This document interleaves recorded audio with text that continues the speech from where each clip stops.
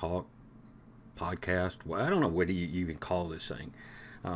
But I love American football, the NFL, and college football. I've been a fan of the Cleveland Browns ever since I was knee-high to a bullfrog. My college team is Ohio State. And if you notice behind me, I've got a Browns and Ohio State flag. And I've kind of thought over the years, since I've been doing this, or the year that I've been doing YouTube, it would give a chance for me to talk to other people about this sport that I love. So what I decided to do, free agency is kind of kicked off. I've got three teams I follow. I follow the Cleveland Browns. I follow the Tennessee Titans because I lived in Nashville for about 10 years. And I follow the Panthers because I've lived here for 15 years. So what I'm going to do is I'm going to kind of do this, and I'm going to talk about the Browns. What I think they're doing, how I think they're doing. I'm going to do another episode where I talk about the Titans and another episode where I talk about the Panthers. What I'm asking you is if there's another team you'd like me to talk about, another facet of the game you would ask me, have some questions about, ask me. I'll be happy to answer them, folks. I'd love to get some other people on here, maybe talking about their team. If you're a huge New England Patriots fan and you want to do this and let's kind of have a dialogue about it, then I'm all for that. I think it would be a great way to do this. This is my sport. I just follow it as much as I can. So I'm not putting a lot of time into graphics or intros or anything like that. If this takes off, I may do that, may get some people to help me with that. But at this point, it's just kind of me waffling on about a sport that I love and teams that I enjoy. So I hope you enjoy it. I hope you like what we're doing. I hope you can take part. Either way it goes, if you like what we do and when we get finished with this episode, hit a like down there for me, folks. Give me some comments. Tell me what you think. Ask me some questions. Tell me who you want me to do in the future. Just know that those are the three I'm planning on doing to start with, the Browns, the Titans, and the Panthers. Because like I said, I spend a lot of time with them. Probably the next one I'll do is the Carolina Panthers. So with no further ado, here we go. The Cleveland Browns.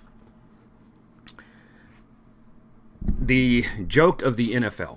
I mean, let's be honest. The talk around the league was, were they even going to win a game last year? 1-16, first draft pick, and I'll talk about the draft a little bit later. I'll mention a little bit today, but it's a team in flux. They've been struggling for an identity. The problem was they had an owner that did not care about the team, so he was going through coaches like most people go through T-shirts. I mean, there was no stability whatsoever. So I'll be honest, when they drafted Johnny Manziel, I just about walked away from the team. I had no respect for that young man at all as a player. I thought he was a punk in college, and when he went into the NFL, he just continued to prove that. And he's done nothing, as far as I'm concerned, to change that impression of him. But I'm not going to go on about Johnny Manziel.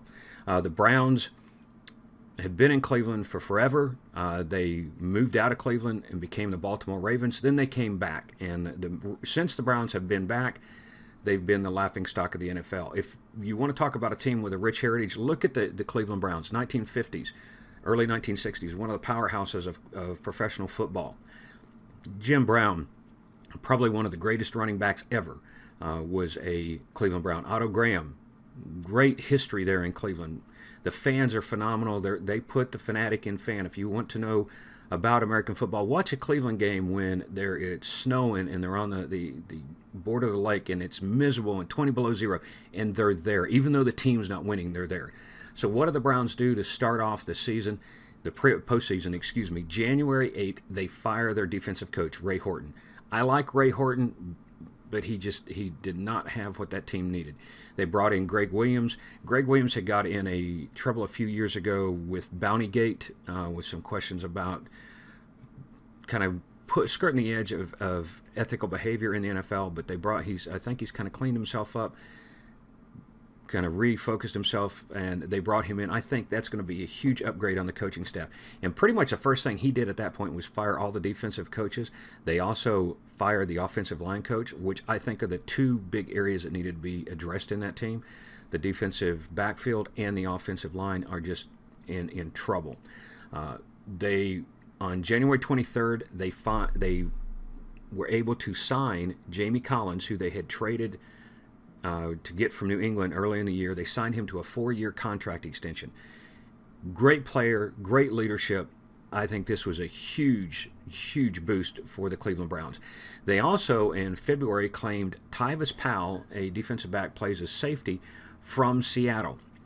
Tyvis Powell is an ex-Ohio State player. I mean, Tyvis is he's got some passion. He's played 2 years. He's 6'2", 211, 23 years old. Just kind of he was on the periphery in Seattle. So I think this is going to be a huge upgrade. Like I said, one of the big problems for the Cleveland Browns was their defensive backs, and I think that is going to help them a lot. They had Joe Hayden, who got hurt last year, and that was kind of a recurring theme with the Browns getting hurt. But they had Joe Hayden that got hurt, and they I think his name was Gilbert. They took the same year they took Johnny Manziel, waste of a draft pick, another first-round pick that was a complete waste. So that's an area they're going to have to look at. Don't you love it when you're doing these things and your cats decide to go crazy behind you? They also, on February 7th, terminated the contract of Josh McCown. Josh McCown was thought to come in as a backup for RG3 in case RG3 got hurt. And what happens? RG3 gets hurt the very first game. Josh McCown lasts, 2 games? He gets hurt. He's 38, 39 years old. You can't, unless you're Tom Brady or somebody that's got an offensive line, which is a major issue for the Cleveland Browns. Your quarterback's going to get the crap beat out of him. And Josh McCown, that happened to him. I think McCown is went to the Jets, or he's visiting the Jets. But I think he's 38, 39 years old. They also, on the same day, terminated the contract of defensive back Tramon Williams, another guy whose age just finally caught up with him. They were able to re-sign their long snapper, Charlie Hughlett, to, I think it was a 6-year extension. Probably the most undersung, unheralded position on any football team, American football team.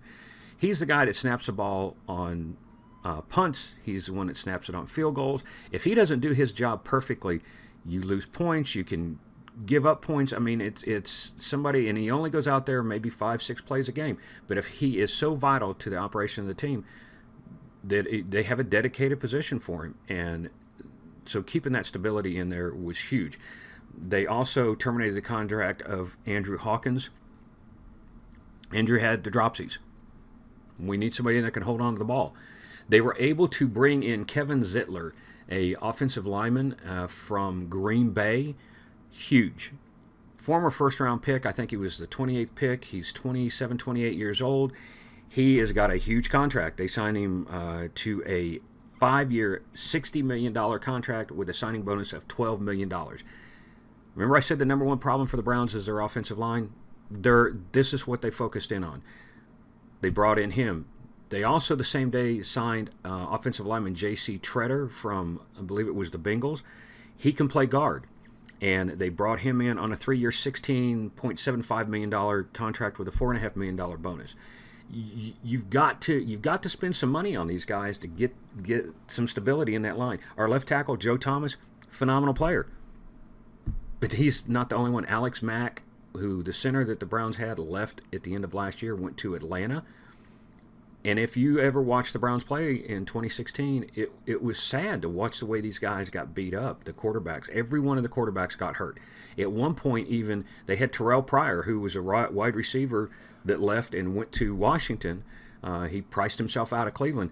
He had been the quarterback at Ohio State when he was in college and had trained as a wide receiver for the NFL. And that's a whole nother story how he ended up leaving Ohio State. But he even played quarterback a couple times. So that tells you how bad a shape that offensive line was in. March 9th, they also pulled off the trade of the free agency season. And a lot of people question this, but I think from my standpoint as a fan, I'm thoroughly impressed with this. The Browns started out the season, the postseason free agency period, with $100 million in free agency money. You can't spend that much. You can't bring in that many players. So they bought a draft pick. Actually bought 2.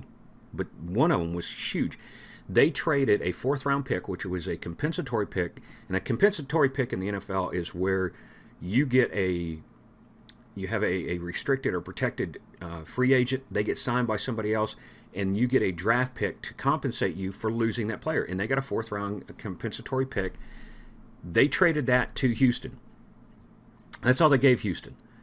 And from Houston, they got their 2018, so next year's 2nd-round pick, Their 6th-round pick this year, plus quarterback Brock Osweiler, who has a $16 million contract. Brock Osweiler, I couldn't understand why the Houston Texans signed him to such a huge deal, but he's sitting there on a $16 million contract. The Browns can eat that contract and still have money to spend, which they've spent. Worst case scenario, they got Brock Osweiler on the roster for a year. Best case scenario, they trade him and get another draft pick, but they got a 6th-round pick and a 2nd-round pick next year out of it. They also, on March 9th, claimed offensive lineman Marcus Martin from San Francisco. And if I remember correctly, Martin played center, and so he was away, put on waivers, and we were able to pick him up. He's got 4 years of experience playing at San Francisco, comes out of USC. He played in 14 games in 2015, only 4 games last year, started in 2 of them. Depth. I mean, that's what we're looking at. This is a slow process, and that's what I'm happy with. They also, on March 9th, first day of free agency, so that's why a lot of this stuff happened, they signed wide receiver Kenny Britt out of the Rams, Los Angeles Rams now. He had been also a first-round draft pick from the Tennessee Titans. He's 28 years old. They signed him to a 4-year, $32.5 million contract with a $6.5 million signing bonus. So we lost Terrell, brought in Kenny Britt. Kenny Britt is a receiver. He's not having to learn the position, so I think that is a huge acquisition for the Browns. March 10th, they terminated the contract to RG3. When they signed RG3 last year, it was non-guaranteed, and he didn't even make it through the first game. Came back, I think he played one more game and got hurt. So RG3, great college quarterback, did really good at Washington until he got his leg broke. And teams have kind of figured out how to deal with that kind of option quarterback. They put a linebacker as a soft spy on him to keep him from getting breaking the offensive line. You do that, you control them, you negate their ability to scramble, and it shuts them down. And that's kind of what happened with RG3. I will be shocked if RG3 is playing anywhere in the NFL next year. On the 14th of March, they claimed wide receiver James Wright from Cincinnati, speedster. I mean, I'm not sure why Cincinnati put him on waivers, to be honest. He's got 4 years experience. He came out of LSU. And in 2016, he played in 13 games, had 13 receptions for 106 yards. It's not a... It's hard to kind of look at that because you've also got to remember they've got A.J. Green in Cincinnati, so they're going to be throwing to him. Overall, I'm really pleased with how the Browns are doing things. I think they're setting things up. The draft, I'm going to throw that in there. Looks like the defensive end out of Texas A&M is going to be the first pick. They've got the first pick and the 12th pick. That's the one I'm questioning, that 12th pick. As we move closer to the draft, I want to see what they're going to be doing with that. But I'm pleased with what I'm seeing out of this team. I hope they don't reach and try to get a quarterback. I think Cody Kessler can do a job until somebody that is worthy of a high draft pick comes out. The prognosis for the Browns, another dismal season. There's just so many problems with this team that have to be addressed, but I think they can do it. I like what I'm seeing coming out of them. I'm pleased as a Browns fan. I'm pleased with what I'm seeing. So that's my overview of the Cleveland Browns free agency. Tell me what you think. Let me know. Do you have questions? Do you have suggestions? Is there a team you'd like me to do? Would you like to do a team? Give me some feedback on this, folks. This is my love. This is my sport. This is my game. And I hope that you enjoy kind of hearing my take on it. If you did, hit a like down there. If you have not done so before, go ahead and subscribe on the channel for me, folks. Then you can find out when I'm doing things. If you didn't like it, then tell me why. Tell me what I need to do different. But you know what? It's all good. And either way it goes, I hope you have a great day. And I see you back when we talk about... let's do the Carolina Panthers next. Y'all take it easy.